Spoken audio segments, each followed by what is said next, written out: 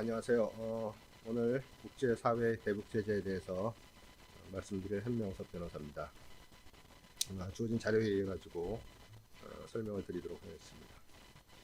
오늘 설명드릴 순서는 먼저 논의의 필요성과 문제 제기, 2장에서는 교류협력법제에 개요하고 우리 남한의 대북제재 문제, 3장에서는 오늘의 이제 주된 내용인 유엔과 미국의 대북제재, 그리고 마지막에 제재 효과와 해제 방안에 대해서 말씀드릴 텐데, 미리 말씀드리면 제재 효과와 해제 방안에 대해서는 의견이 분분해서 제가 어떤 해답을 제시하기보다는 앞에 내용들을 통해서 각자 생각해 볼 수 있는 그런 시간이 됐으면 좋겠습니다. 먼저 1장 논의의 필요성과 문제 제기입니다. 이 국제사회의 대북제재에 대해서 논의하는 것은 무엇보다도 올바른 그 대북정책을 수립하기 위해서입니다. 지금 모든 게 북한에 대한 국제사회 제재, 특히 유엔 안보리 제재에서 출발하기 때문에 여기에 대한 이해가 제대로 되지 않으면은 그 대북정책을 제대로 수립할 수가 없고, 또 이거에 대한 이해가 부족한 상태에서 수립한 대북정책은 매우 공허하고 탁상공론에 불과한 그런 정책이 될 수가 있습니다. 그래서 오늘 주로 말씀드릴 내용은 유엔 안전보장이사회, 거기에 대북제재의 법적 근거가 뭐냐 하는 문제, 그리고 미국 등 개별 국가는 또 대북제재를 왜 하는 거고 그에 대한 정당성은 어디서 나오는 건지, 그 전 세계에서 북한에 대한 대북제재를 가장 강력하게 하고 있는 국가는 어디인지 한번 생각해 보겠습니다. 이제 우리 국내에서는 대외 의존도가 낮은 북한의 경제 구조 특성상 국제사회의 대북제재가 북한에 대해서 큰 효과가 없다, 이렇게 이제 보는 견해도 있고, 또 지금 대북제재로 인해서 북한의 경제 사정이 많이 어려워지고 있어서 나름대로 효과가 있다, 이렇게 보는 견해도 있습니다. 여기에 대해서도 각자 여러분들의 판단에 맡기도록 하겠습니다. 그동안 국내 일각에서는 대북제재의 핵심인 대량 현금, 벌크 캐시 제공 문제가 해결되면은 그동안 해오던 사업 재개가 가능하다. 그래서 개성공단 사업은 현금 대신 현물로 임금을 지급하고, 금강산 관광 사업은 관광 대가를 에스코로 제도를 통해서 제3자한테 신탁하면 이것을 재개할 수 있다, 이런 해법이 제시된 적이 있습니다. 과연 이러한 해법이 지금의 대북제재 국면에서 현실성이 있는 해법인지 살펴보겠습니다.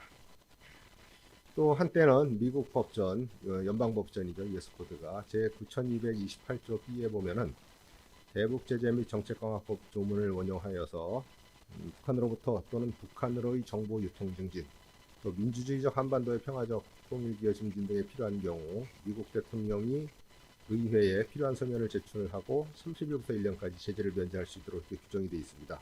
그래서 이 규정에 근거해서 개성공단 사업이 한반도 평화통일기여의 증진에 꼭 필요한 거다라는 그 논리적 근거를 가지고 제재 면제를 주장한 견해가 제시된 바가 있습니다.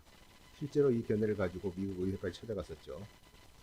그리고 또 일각에서는 공공인프라 사업은 유엔 안전보장이사회 결의에 따른 대북제재 외 예외로 인정되어 있어서 북한하고의 철도 도로 사업은 가능하다, 이런 견해도 제시된 바가 있습니다. 또 인도적 지원 사업은 남북한이 합의만 하면 언제든지 가능한가라는 것도 문제가 될 수 있습니다. 그리고 이제 핵무기 개발로 인해서 지금 그 유엔 안보리 결의랄지 또 유엔과 미국 등 국제사회의 제재만 면제되면은 남북 교류 협력은 원활하게 진행될 수 있다고 보는 견해가 있는데, 과연 그러한지. 또 한편으로는 북한 입장에서 볼 때 국제사회 제재가 면제되면은 북한은 특히 남한하고의 경제 교류 협력을 적극적으로 원하고 있는지, 이런 문제들에 대해서 오늘 이 강의를 통해서 한번 같이 생각해보는 그런 시간이 됐으면 합니다. 먼저 그 대북제재의 국제사회 대북제재 내용을 살펴보기 전에 교류협력법제하고 남한의 대북제재에 대해서 간단하게 살펴보겠습니다. 남북한 간의 이런 그 경제교류협력뿐만 아니라 교류협력을 하려면은 거기에 따라서 적용되는 여러 가지 법이 있습니다. 1차적으로 우리 남한이 제정한 법규가 적용될 거고, 또 북한 영역 내에서는 북한이 제정한 법규가 적용됩니다. 그리고 남북한의 법규가 그 서로 양자 사이에 이제 여러 가지 틈을 메꾸기 위해서 만들어 놓은 남북한 간에 체결한 여러 가지 합의서들이 또 법규로서 이렇게 작용을 하고, 또 우리의 의도와는 상관없이 여기에는 국제법규, 대표적으로 유엔 안보리 결의 같은 거죠. 그런 게 적용될 거고, 또 미국의 그 북한에 대한 그 개별 제재법들 같은 개별 국가의 여기에 적용법도 또 문제가 됩니다. 그래서 이런 여러 가지 법이 이렇게 다층적으로 중첩적으로 이렇게 막 적용되면서 교류 협력이 이루어져야 되기 때문에 상당히 좀 법규 면에서는 좀 복잡한 측면이 있죠. 그리고 특히 뒤에 빨간 4번, 5번이 국제사회의 대북 제재에 관련된 그러한 사항들입니다. 남북 경협 역사는 뭐 그 아시는 바와 같이 간단하게 보겠습니다. 이게 원래 그 분단 직후부터 남북 교류 협력이 안 됐던 것은 아닙니다. 처음에 48년 8월 그 해방이 되고 나서 한동안은 그 서로 교역이 있었고, 특히 우편물 교환 같은 것은 1950년 6월 25일 한국전쟁이 발발하기 한 일주일 전까지도 이루어지고 있었어요. 그런데 그건 우편물 교환 얘기고, 일반적인 남북한 간의 교역이 공식적으로 중단된 것은 1949년 4월입니다. 이게 무슨 일이 있었냐 하면은 48년 말에 이때는 교역이 허용됐기 때문에 화신무역의 박흥식이라는 분이 앵두안이라는 배에 원목과 뭐 고무 이런 걸 잔뜩 싣고 북한으로 보낸 게 있습니다.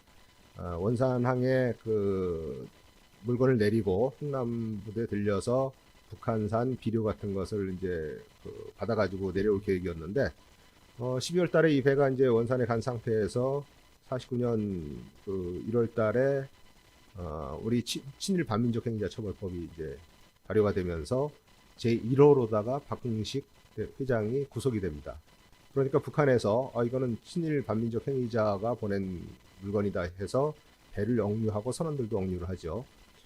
그리고 나중에 이제 몇 달 뒤에 선원들만 보내게 됩니다. 그래서 이 사건을 계기로 이승만 대통령이 국무회의를 열어서 남북교육 정지에 관한 건을 의결하고, 이때부터 정식적으로 남북한 간의 교육이 정지가 됩니다. 그러다가 이제 돌아가신 노태우 대통령이 88년 77 선언을 이제 통해서 남북교육의 무조건 개방 방침을 내리죠. 여기에 의해서 뭐 김대중 노무현 대통령, 또 이명박 박근혜 대통령까지 쭉 이어져 오다가 마지막으로 그 2010년 5월 달에 5.24 대북 조치에도 불구하고 그 돌아가고 있던 개성공단이 2016년 2월 달에 북한의 4차 핵실험을 계기로 중단이 되면서 사실상 남북한 간의 모든 그 교역 그리고 경제협력 사업이 중단이 됩니다. 물론 2018년 현 정부 들어와서 판문점 선언을 계기로 정상회담을 하면서 평창 올림픽도 하고 뭐 이런 성과는 있었습니다만은 그것도 잠시였고, 그 이후 지금까지 별다른 진전 없이 경색된 남북 관계가 지속되어 오고 있습니다. 남한이 제정한 법률은 간단히 보면 그 90년에 제정한 남북교류협력법과 남북협력기금법, 그 이후에 제정한 남북관계 발전에 관한 법률, 또 개성공업지구 지원에 관한 법률, 또 남북교류협력과는 좀 관계가 없지만은 남북 이산가족 생사 확인 및 교류 촉진에 관한 법률, 이런 것들이 있고, 이러한 각 개별 법률의 시행령과 시행규칙, 이런 것이 이제 복잡하게 이렇게 제정이 되어 있습니다. 그런데 이제 물론 우리나라가 다른 나라하고 왕래를 하고 무역을 하는 그 상황에서 적용되는 여러 가지, 이 화면에 있는 외국환거래법이랄지 뭐 무역보험법이랄지 대외무역법이랄지 이런 것들이 이제 적용이 되는데, 북한은 이러한 법에서 말하는 외국에 포함이 되지 않기 때문에 사실은 북한하고 사람이 왕래를 하거나 물건이 오가거나 뭐 이런 게 전부 다 사실 이런 법들이 적용이 돼야 되는데, 이런 법들은 외국하고의 관계를 규율한 겁니다. 그래서 북한에 적용이 안 되니까, 그렇다고 남북 교류 협력에 관한 법률에 이 많은 법률에 있는 내용을 다 갖다 놓을 수가 없어서 이 교류협력법 26조에서 이러한 외국과의 왕래랄지 무역과 관련된 법들, 그 과정에서 적용되는 법들을 준용할 수 있도록 이렇게 26조에서 규정을 하고, 여기에 따라서 지금까지 교류협력이 이루어져 왔습니다. 또 하나 문제는 이제 우리가 77선언하고 90년 남북교류협력법 제정을 될 때까지 남북한 간의 관계를 규율하는 기본법은 국가보안법입니다.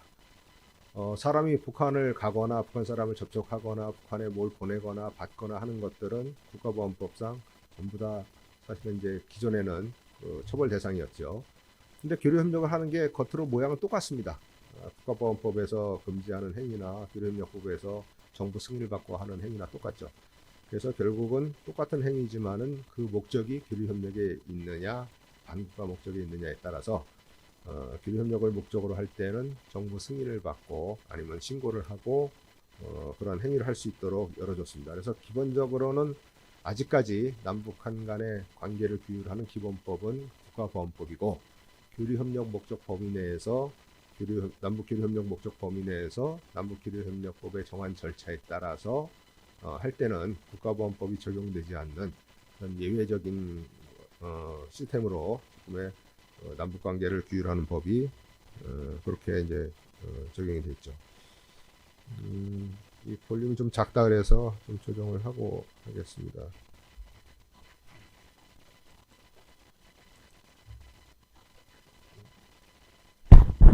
좀 가까이 대고 해볼까요? 네.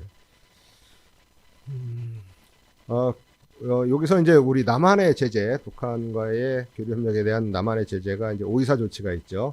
이것은 2010년 5월 24일 날 우리 정부가 취한 조치인데, 그해 3월 달에 천안함 사건, 천안함 폭침 사건이 일어나고, 이에 대한 조사 결과 북한의 소행이라는 그 결과를 발표하면서 우리 정부가 이제 북한 간에 그동안 북한하고 이루어졌던 모든 그 교류협력을 중단을 합니다.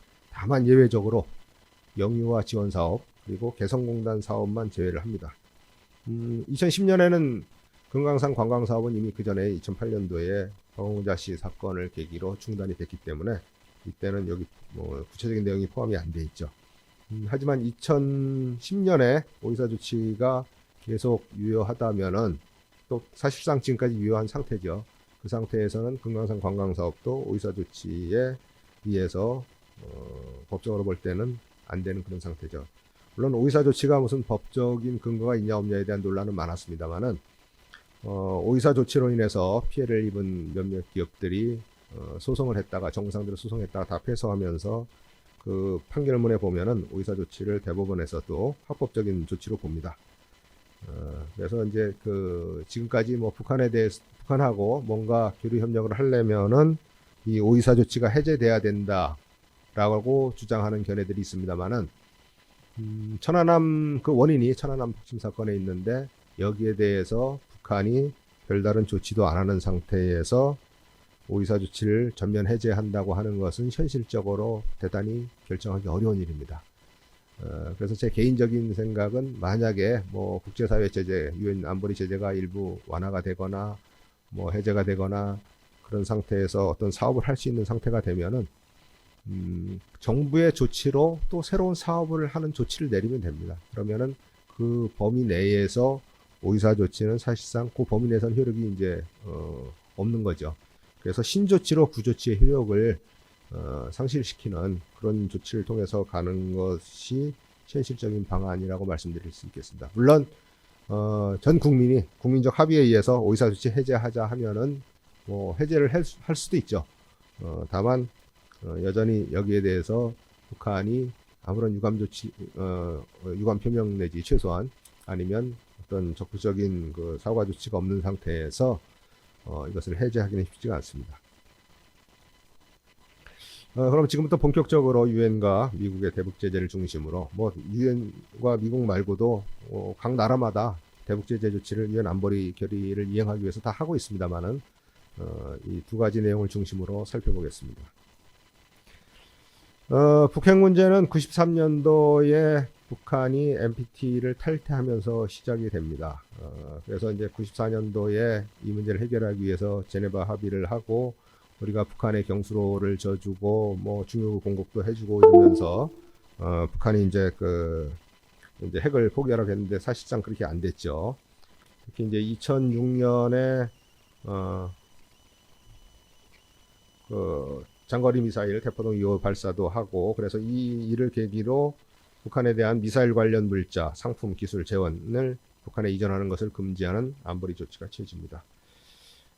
그리고 2006년 10월 달에 1차 핵실험을 하자 바로 안보리 결의 1718호를 통해서 대북제재위원회를 구성을 하고 그 이후에 구체적인 어떤 그 제재 완화랄지 뭐 면제랄지 하는 것은 대북제재위원회를 위해서 이제 여기를 통해서 이루어지고 있고, 그리고 장거리 미사일 또 대량 살상 무기 관련된 품목이랄지 사치품 뭐 이런 것을 북한에 공급하거나 판매하지 못하도록 이렇게 합니다.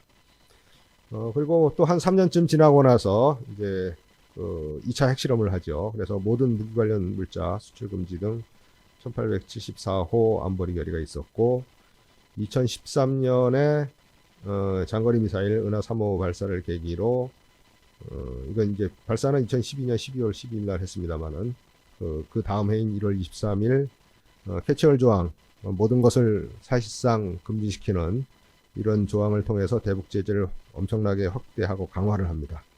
그러면서 이때 나온 게 대량 현금 벌크캐시 규제 문제입니다. 그래서 북한으로 이 대량 현금을 송금하지 못하도록 이렇게 하는데, 물론 이때까지는 이 대량 현금이 북한의 대량 살상 무기랄지 뭐 미사일에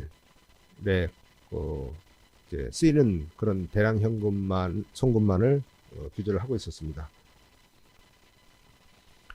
그러다가 이제 김정은 체제 들어와서 또 2013년에 3차 핵실험을 하고 안보리 결의 20945를 통해서 또 제재가 더욱 강화가 되죠. 이때 여기 빨간 글씨 써 있는 것처럼 북한 핵 탄도미사일 프로그램 또는 안보리 결의가 금지하고 있는 여타 활동에 기여할 수 있는 금융 서비스 제공 및, 여기 뒤에를 잘 보시면 대량 현금을 포함한 금융 및 기타 자산 재원 이전 금지 의무화라는 제재를 하게 됩니다. 벌써 2013년에 대량 현금만이 아니라 대량 현금을 포함한 일체의 금융, 기타 자산 재원 이전을 금지하고 있습니다. 그런데 이제 그 후에도 뭐 대량 현금 문제를 해결하는 방안만 모색하고 하는 것은 어떻게 보면 이 안보리 결의하고는 좀 결이 다른, 여기에 좀 이게 반영 안 된 그런 안들이 되겠죠. 물론 이때까지도 대량 현금은 여전히 핵과 미사일 이런 거와 관련성이 있는 경우에만 제한을 했습니다. 그러다가 이제 2016년에 4차 핵실험하고 바로 이어서 장거리 미사일 발사를 하자, 요걸 계기로 우리가 이제 개성공단도 문을 닫게 된 거고, 3월 3일 날 그 직후인 3월 3일 날 안보리 결의 2270호가 발의가 되는데, 이때는 이제 뭐 금융제재 쪽이 상당히 강화가 됩니다. 그래서 북한의 그 금융기관 사무소 은행계좌 개설을 다 금지시키고, 기존에 있던 것도 90일 내에 다 사무소를 폐쇄하도록 합니다. 그리고 대량 살상무기 관련 그 활동과 그 활동에 기여할 수 있는 무역 관련 공적 사적 금융 지원이 금지가 됩니다. 그 밖에 여러 가지 이제 또 제재들이 많이 자료에 있는 것처럼 이렇게 취해지게 되죠. 그리고 9월 달에 또 5차 핵실험이 있게 되자 2016년 10월 30일 2325 1호를 통해서 이때 이제 기존의 대량 살상무기 관련된 금지가 아니라 대량 살상무기 관련 금융제재에서 이 대량 살상무기 연관 조건을 삭제를 합니다. 그러니까 대량 살상무기에 기여를 하는지 안 하는지와 관계없이 모든 그 금융제재를 이제 일반적인 금융제재를 하게 되는 거죠. 그래서 이때 이제 그 성격이 이때부터는 북한에 대한 제재가 일반적인 경제 제재로 완전하게 바뀌면서 거의 모든 것을 할 수 없는 상태로 들어가게 됩니다.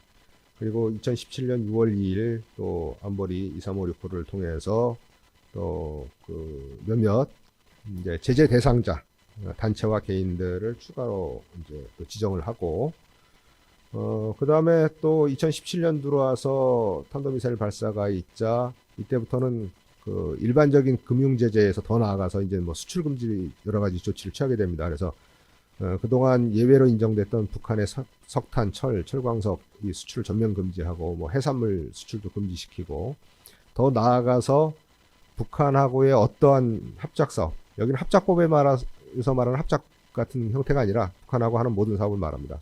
북한하고의 어떠한 그 같이 하는 신규 사업을 다 금지를 합니다. 그리고 기존에 하고 있던 것도 더 확대하지 못하도록 또 금지를 하죠. 그리고 이제 그해 또 6차 핵실험이 9월 달에 이루어집니다. 그러자 바로 이제 또 더 그 요건을 강화해서 정유 제품의 공급량을 상한선을 이제 200만 배럴로 이제 줄입니다.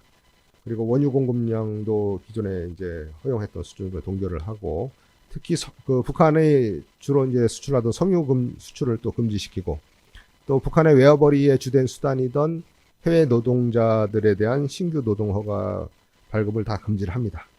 그리고 기타 공공 인프라 사업을 다 금지를 시킵니다. 그런데 여기에서 이제 국내 여러 이제 언론이나 이런 데 좀 잘못 보도된 게, 우리 잘못 알려진 게 이제 뭐 공공 인프라 사업은 그 제재의 예외다 이렇게 얘기를 하는데, 그게 아니라 이때 예외로 인정됐던 것은 북중 간에 그동안 쭉 해오던 그 압록강에 사는 수력 발전 사업이 있습니다.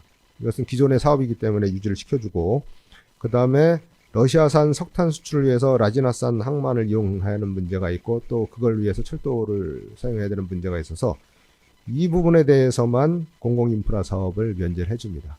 그 이유는 뭐 그냥 생각해 보시면 쉽게 알 수 있죠. 안보리 결의를 하려면 상임이사국 5개국, 특히 중국, 러시아가 동의를 해줘야 되는데, 이들의 동의를 얻기 위해서 요것은 이제 그 면제를 해준 거죠.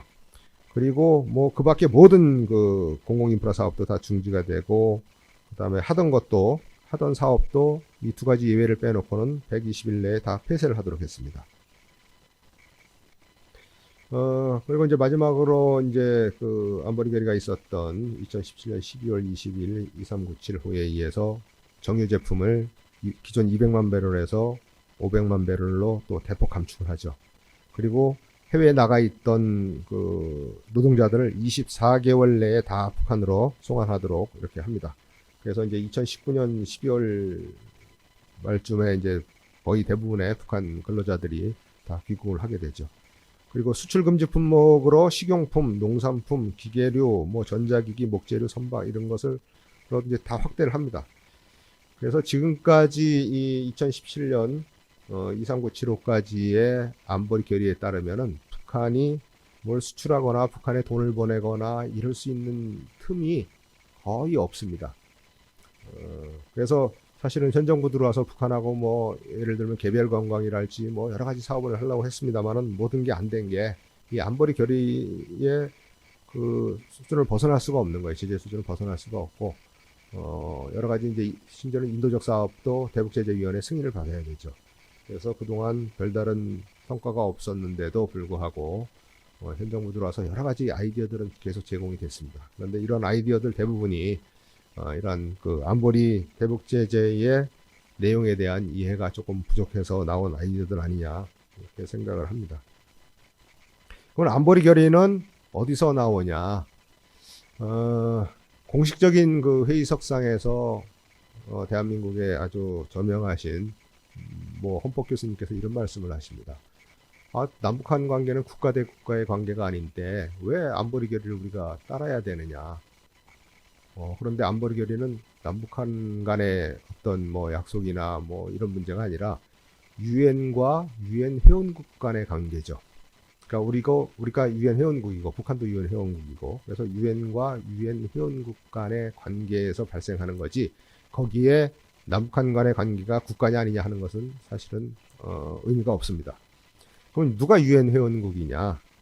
유엔 헌장 수립될 당시에 유엔 회원국이 있었고, 그 후에 이제 추가로 유엔 회원국이 되는 나라들에 대해서는 유엔 헌장 제4조에서 규정을 하고 있는데, 요건이 이렇습니다.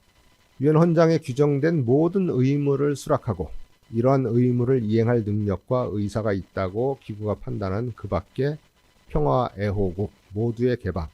그래서 요건은 이제 뭐 이 유엔 헌장을 준수하는 평화 애호국입니다.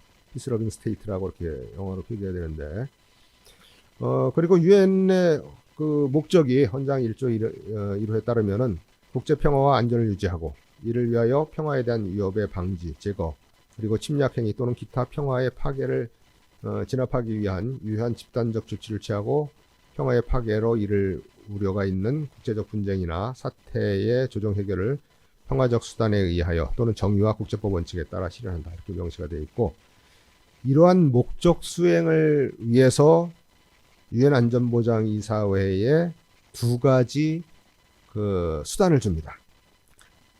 즉 평화에 대한 위협이랄지 평화의 파괴 또는 침략 행위의 존재를 결정하고 국제 평화와 안전을 유지하거나 이를 회복하기 위해서 권고하거나 이런 행위들을 할 수 있을 뿐만 아니라, 단순한 권고가 아니라 제41조의 비군사적 조치 그리고 제42조의 군사적 조치 규정에 따라서 안보리가 어떤 조치를 취할 것인지 결정을 할 수가 있습니다. 여기서 말하는 41조의 비군사적 조치의 대표적인 것이 경제 제재입니다. 유엔 출범 이후 42조의 군사적 조치 규정에 따라서 군사적 조치를 취한 적은 지금까지 없습니다. 다만 이제 그 평화유지군 파견이 되는데, 평화유지군 파견은 비군사적 조치는 아니죠. 어떻게 보면. 그렇다고 유엔 헌장 42조의 군사적 조치도 아닙니다. 그래서 41조와 42조 중간에 있는 헌장에 명시되지 않은 관행적으로 이루어지는 그런 조치입니다.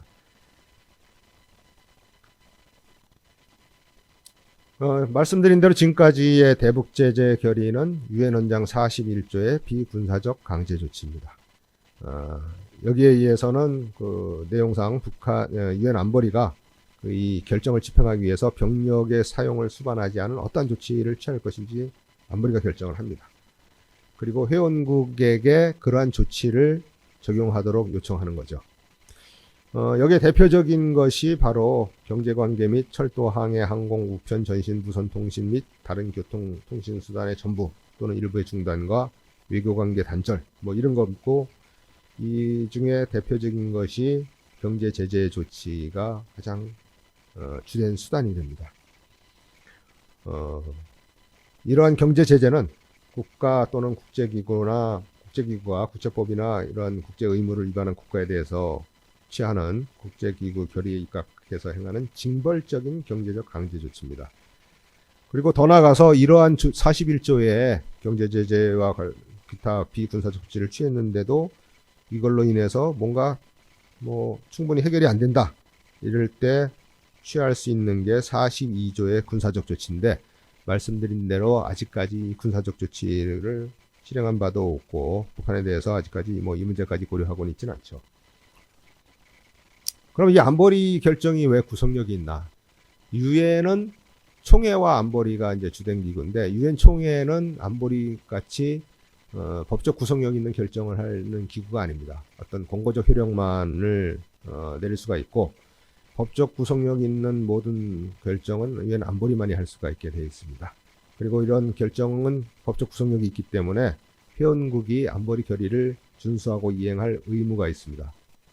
그리고 그 어떤 회원국이 다른 나라와 체결한 헌장상의 그 의무하고 다른 나라 체결한 어떤 조약에 의한 의무하고 이 안보리 결의에 따르는 그 의무가 충돌할 때는 유엔 헌장 103조에 의해서 이 안보리 결의에 따르는 헌장상의 의무가 우선하도록, 우선적 효과가 있도록 이렇게 또 규정을 하고 있어요. 그리고 여기에 따라서 지금까지 유엔이 안보리 결의를 하고 우리 대한민국뿐만이 아니라 전 세계 유엔 회원국들에게 이 결의를 이행하라고 요구를 해오고 있는데, 이런 안보리 결의를 이행하는 것은 각 나라마다 그 수단이 다릅니다. 어떤 법을 규정을 해서 이행하는 나라들도 있고, 또는 안보리 결의 그 자체가 그 어떤 국내적 효력을 발생해서 거기에 따라서 이행하는 국가도 있습니다. 미국이 대표적으로 법률을 제정하면서 지금 이행을 하고 있는 거죠. 그리고 그러면은 이제 회원국이 이러한 의무를 따르지 않는다, 그럴 때는 그 회원국에 대해서 다시 또 유엔 헌장 41조나 42조의 그 강제 조치를 취할 수 있는 권한이 또 안보리에 있습니다. 그러니까 안보리 결의 안 따르면 안보리가 그 의무를 준수하지 않는 회원국에 대해서도 경제 제재나 이런 조치를 취할 수가 있는 거죠. 지금까지 이거 좀 시간이 지난 자료입니다만 2019년까지 한 70개 회원국이 기존의 안보리 결의에 따른 그 이행 보고서를 계속 제출을 해옵니다. 70개국이 나머지는 안 하냐, 그게 아니라 나머지는 별 관련이 없어서 보고서에 내용이 없는 거고, 거의 모든 회원국들이 이렇게 이행을 잘 해오고 있습니다. 그리고 이제 특히 안보리 결의 23755호 2017년 23755 제 18항에 의하면은 대북제재위원회의 사안별 승인 없이는 어떠한 협력도 남북협력도 불가능한 그런 상태이죠. 그래서 모든 것이 예를 들면 심지어 인도적 지원 사업도 대북제재위원회의 승인을 받아야만 가능합니다.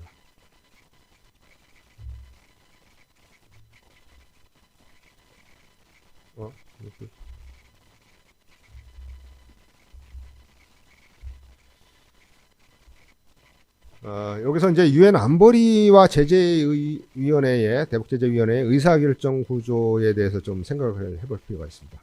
유엔 안보리 상임이사국 5개국과 안보리는 그 다음에 기타 이사국 10개국으로 해서 15개국으로 구성이 되어 있죠. 그런데 단순히 어떤 절차적인 사항을 빼놓은 모든 그 어떤 실체적인 내용이 있는 결의는 상임이사국 5개국이 모두 찬성을 하고 기타 이사국 4개, 그래서 총 9개국 찬성 이상의 찬성으로 채택을 하게 되어 있습니다. 그러니까 상임이사국 5개국, 미국, 영국, 프랑스, 중국, 러시아 중에 한 나라만 반대를 해도 채택이 안 되는데, 그럼 지금까지 안보리 결의 2017년까지 안보리 결의는 대북제재 관련한 모든 결의는 중국, 러시아가 찬성을 했기 때문에 가능한 거였죠. 더군다나 지금까지 뭐 그렇다고 기타 이사국이 반대를 했냐? 그것도 아닙니다. 지금까지 대북제재 결의는 만장일치로 채택이 되어 왔습니다. 그런데 이와 관련해서 이제 그 북핵 문제에 대해서 남북한 간에 미국 뭐 포함해서 이렇게 어떤 큰 그 이제 합의를 하고 서로 그 단계별로 이행하자는 그런 안이 많이 현 정부 들어서 제시가 됐죠. 그리고 그러면 단계적으로 서로 뭐 이렇게 그 북한이 어떤 예를 들면 뭐 연면 핵시설을 이제 폐쇄한다든가 이랬을 때 그러면 그거만큼 제재를 완화해주고 또 거기서 더 나가서 또 어떤 조치를 취하면 또 제재를 그만큼 완화해주고 이렇게 가는데 북한이 중간에 약속을 안 지키면 어떡하냐 하니까 그에 대한 해결책으로 나온 게 스냅백 조항입니다. 해결책 안 하면 기존에 완화했던 걸 다시 제재를 하면 되지 않냐라고 얘기를 하죠. 그런데 여기에 이제 이 안보리 그 결의 방식과 관련된 문제점이 하나가 나오게 됩니다. 스냅백 조항은 사실 뭐 조항이 있으나 없으나 뭐 서로 순차적으로 단계적으로 지키기로 한 약속을 안 지키면은 뭐 기존 거를 취소할 수가 있는데 문제는 뭐냐면 어떠한 추가적인 그 예를 들어서 북한이 약속을 안 지켰을 때 다시 예전으로 돌아가기 위한 결의를 하기가 어려운 구조라는 겁니다. 그러니까 트럼프 정부 들어와서 중국, 미국과 중국, 러시아와 관계가 상당히 악화가 됐죠. 러시아도 뭐 제재 대상 3개국 중에 하나고 중국과는 무역 전쟁을 계속하면서 또 최근에 뭐 어떤 군사적인 그런 충돌 우려까지 생기는 이런 상황인데 유엔 안보리에서 미국이 주도해서 어떤 추가적인 제재를 하려면 이게 쉽지가 않습니다. 얼마 전에 북한이 미사일 발사했는데 안보리 수립했다가 아무런 결의를 채택하지 못했죠. 그것처럼 미국 입장에서는 어떤 그 합의만 했다가 합의를 북한이 이행 안 했을 때 스냅백 조항에 의해서 다시 예전의 제재 수준으로 돌아간다는 게 그렇게 간단치가 않습니다. 그래서 거기에 이제 맹점이 하나 있고 또 하나는 지금 이제 어떤 남북 교류 협력을 하려면 사안별로 이 대북제재위원회 뭐 우리 남북 교류 협력뿐만이 아니라 전 세계 어느 회원국이든 북한하고 뭐를 하려면 대북제재위원회의 승인을 받아야 되는데 이 대북제재위원회 위원이 이 안보리 15개 이사국입니다. 상임이사국을 포함해서. 근데 여기는 상임이사국 플러스 뭐 이사국 4 해서 9개국의 찬성이 아니라 컨센서스. 그러니까 어느 누구도 반대하지 않는 상태가 돼야 결정을 합니다. 그래서 예를 들어서 어떤 사업을 뭐 승인을 해달라고 요청을 했는데 미국이 회의에 참석해서 우리는 반대한다고 하면은 승인을 못 받는 게 돼버려요. 오히려 어떤 면에서는 안보리보다 더 미국의 의사에 결정적인 그런 이 구속력이 있는 거죠. 그러니까 뭐 안보리야 뭐 중국 러시아의 의사가 있지만은 거기에 따라서 좌우될 수 있는데 이 대북 컨센서스 그 대북 제재 위원회는 뭘 완화해 주거나 면제해 주려면 어떤 승인을 해줄 때 하여튼 미국만 반대해도 못하는 구조로 되어 있습니다. 이래서 뭘 하기가 훨씬 더 어려운 그런 상태죠. 이제 미국의 그 대북 제재 관련된 그 개별 법규들에 대해서 한번 보겠습니다. 여기 보면 이제 미국에 크게 이제 뭐 여러 가지 법들이 있는데, 화면에 있는 것처럼 크게는 이제 미국의 국가안보를 위한 제재, 또 사회주의 국가에 대한 제재법들, 또 테러 지원국에 대한 제재법들, 대량 살상 무기를 수출하거나 확산하는 것과 관련된 제재법들이 이렇게 쭉 여러 개가 있습니다. 뭐 이게 여러 가지 요 앞에 근거에 걸쳐져 있는 법들도 있고 그렇죠. 근데 이 기존의 이러한 법들 중에 북한을 염두에 두고 제정된 법은 없습니다. 그런데 북한이 예를 들면 뭐 그 미국 안보를 위협한 국가에도 해당되고 사회주의 국가에도 해당되고 또 테러 지원국이기도 하고 대량 살상 무기 수출에도 관련돼 있고 이래서 북한이 여기에 해당됐기 때문에 이러한 법들이 적용됐던 것들입니다. 그런데 이제 이 법들을 쭉 뭐 북한에 대해 보면 한국 전쟁 시기부터 시작됐어요. 50년부터 시작이 됐는데 2008년도에 북한이 이제 기존의 적성국에 포함이 돼 있었고 테러 지원국에도 포함되어 있었는데 이걸 해제해줬어요. 해제해줬다가 2017년도에 김정남 뭐 테러도 나오고 뭐 오토범죄 사건도 있고 이러면서 테러 지원국으로 다시 재지정을 합니다. 그런데 적성국으로는 다시 재지정이 안 돼 있어요. 그래서 지금은 적성국에는 포함이 안 돼 있고 테러 지원국에 포함이 돼 있습니다. 그리고 문제는 아까 말씀드린 대로 2016년부터 기존의 대량 살상 무기 관련 제재에서 일반 경제 제재로 성격이 바뀌었다 그랬죠. 2016년부터 미국이 북한을 직접 겨냥한 법을 제정하기를 시작합니다. 그 대표적인 것이 대북 제재 및 정책 강화법 2016년도. 그다음에 2017년도에 제재를 통한 미국의 적성국들에 대한 대응법. 여기서 말하는 적성국들은 이란과 러시아, 북한 3개국입니다. 그 다음에 2018년도 아시아 안심법 이런 것들을 쭉 제정을 하고 또 여기에 근거한 대통령의 여러 가지 행정명령 그 다음에 미 재무부 자산통제국의 대북제재 규정 이런 거에 의해서 북한과 관련된 여러 가지 제재가 중첩적으로 이루어지고 있습니다. 그래서 이제 내용은 뭐 여기 있는 것처럼 뭐 이렇게 대북제재 및 정책강화법이나 적성국들에 대한 대응법이나 아시아 안심법이나 이렇게 뭐 다 그 자료를 참고하시면 될 것 같고 특히 아시아 안심법의 내용에 보면은 여기 있는 것처럼 미국 정책은 북한이 불법 활동에서 더 이상 관여하지 않을 때까지 제재를 계속하겠다라는 것이 명시가 되어 있습니다. 그리고 이 오토원비어법이 2017년부터 계속 상정이 되다가 2019년 12월 20일자로 대통령이 서명하면서 발효가 되는데 이 법은 북한하고 어떤 금융거래를 하는 개인이나 기업에 대해서 미국에 있는 은행 계좌를 다 동결할 수 있게 돼 있고 계좌 개설도 제한되고 또 북한과의 합작 투자 또는 투자 금지 뭐 이런 어떤 금융 부분에 있어서 엄청난 제재를 하게 되고 이러한 것들을 위반하면은 국가긴급경제권한법에 따라서 처벌하는데 이 법에 따라 처벌하는 것은 단순한 경제적 뭐 어떤 제재 이런 것뿐만 아니라 형사처벌까지 가능합니다. 그리고 2018년도부터 뭐 제정된 건 아닙니다만은 이렇게 이제 그 의회에 계속 상정되는 법안들이 대량 살상 무기만이 아니라 북한의 인권 문제 해결될 때까지는 북한에 대한 제재를 해제해주지 말자라는 법안들이 계속 올라오고 있습니다.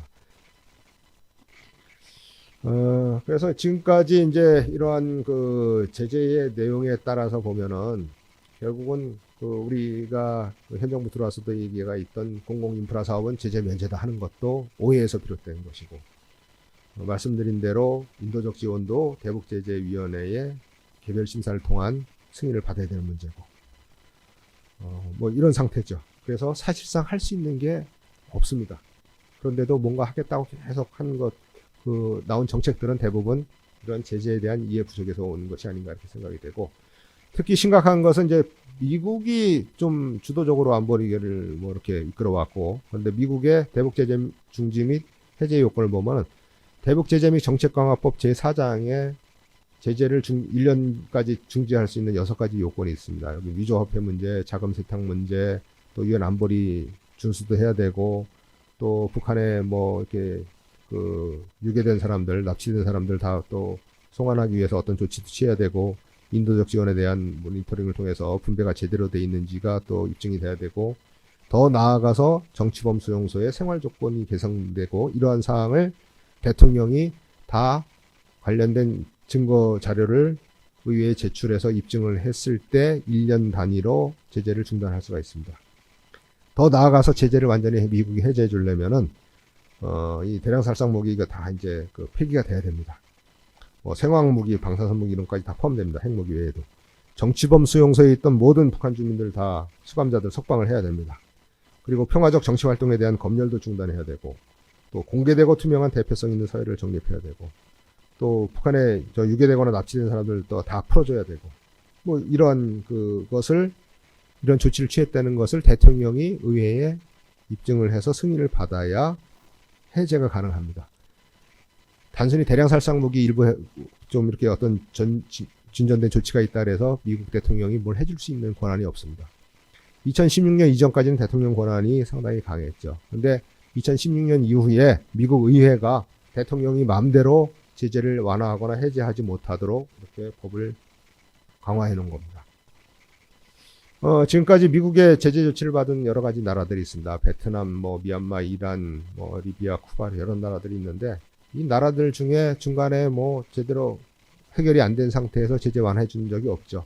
그래서 이런 나라들의 그 제재 해제 프로세스를 쭉 보면 결국은 원인을 해소하고 미국과의 관계 개선을 했을 때만 제재 완화나 해제가 가능하다, 이렇게 말씀드릴 수 있겠습니다.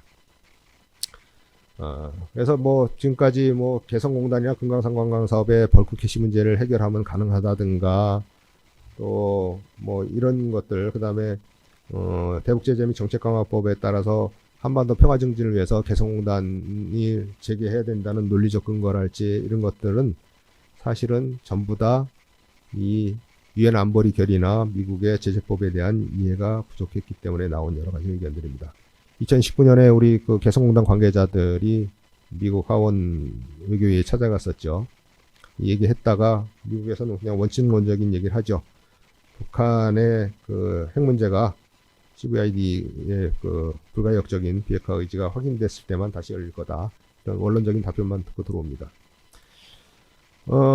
이것은 특히 지금 한반도 평화 증진을 위해서 개성공단 재개할 수 있는 논리적 근거로 제시한 미국 법의 7,802조라는 것은, 사실은 이 조는 무슨 제재 면제를 위해서 만들어 놓은 조문이 아닙니다. 이것은 미국이 북한의 그 자유화를 위해서 만든 북한 인권법에 있는 목적 조항이에요. 목적 조항인데 그 중에 일부만을 잘라서 이렇게 해석해 놓은 겁니다. 이게 이제 이 화면에 있는 조문이 북한 인권법 목적 조항인데, 이게 연방법으로 가면 7,802조로 바뀌는 겁니다. 여기 마지막에 5번에 보면은 민주적 정부 체제 하에서 한반도 평화 통일을 향한 진전을 촉진한다라는 게 북한 인권법의 목적 중에 하나입니다.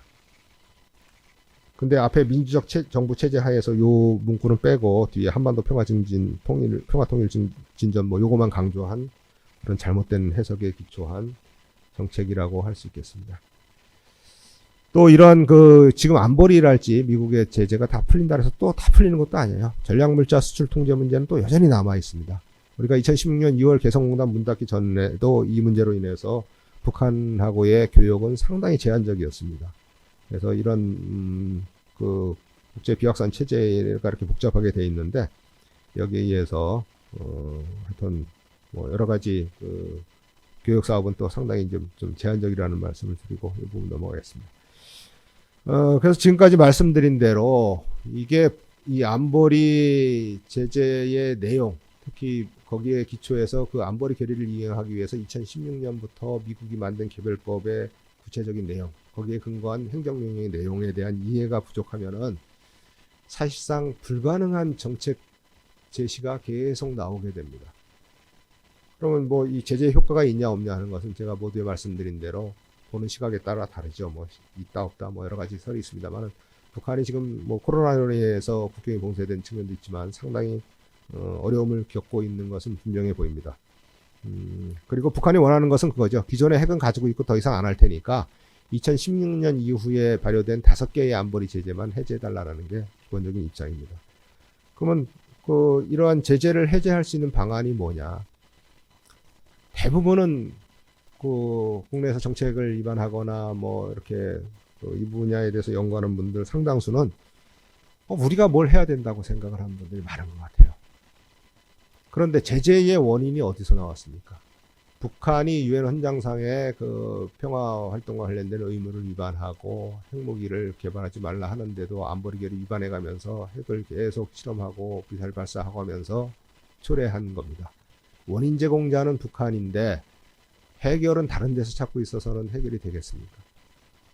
잘못한 사람이 잘못한 것을 먼저 인정하고 해소시키지 않는데 피해를 보고 있는 그거로 인해서 여러 가지 국제사회가 해결을 위해서 노력하고 있는데 우리만 또 다른 방향의 정책을 계속 내는 것도 저는 문제가 있다고 봅니다.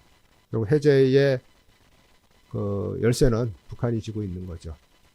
물론 다각적인 노력을 통해서 대화 협력을 통해서 북한이 핵이 없더라도 현재 북한 체제를 미국이나 남한 정부가 뭐 붕괴시키거나 할 우려가 없다는 것을 인식하도록 해줄 그런 것을 인식하도록 노력할 필요는 있겠습니다만은 저는 개인적으로는 기본적으로 해제의 출발은 북한의 선조치라고 봅니다. 물론 그 선조치를 이끌어내기 위해서 교류 협력이 필요하다고 보는 분들도 많죠.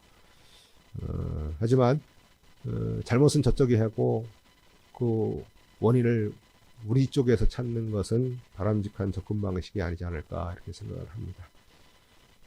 그래서 제가 뭐 여러 가지 개인적으로는 여기에 대한 그 생각들이 많습니다만은 이것은 각자의 그 북한을 바라보는 입장이랄지 교류 협력에 대한 생각이랄지 철학에 따라서 의견이 분분하기 때문에 어떤 게 해답이라고 제시하기는 어렵고 각자 생각해 보시면 될 문제 같습니다.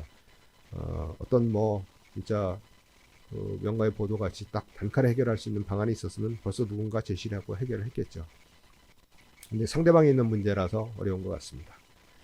네, 오늘 뭐 이 마이크 상태가 조금 초반에 안 좋았던 것 같은데 지금까지 북한에 대한 제재의 내용을 살펴봤고 앞으로 이제 법학을 하신 분이든 안 하신 분이든 이 안보리 결의 내용은 조금 더 구체적으로 들여다보면서 북한 문제 또 대북 정책에 대한 어떤 그 생각들을 이렇게 하시면은 조금 더 현실성 있고 실효성 있는 방안을 생각하실 수 있지 않을까 이렇게 생각하면서 오늘 강의를 마치도록 하겠습니다. 수고하셨습니다.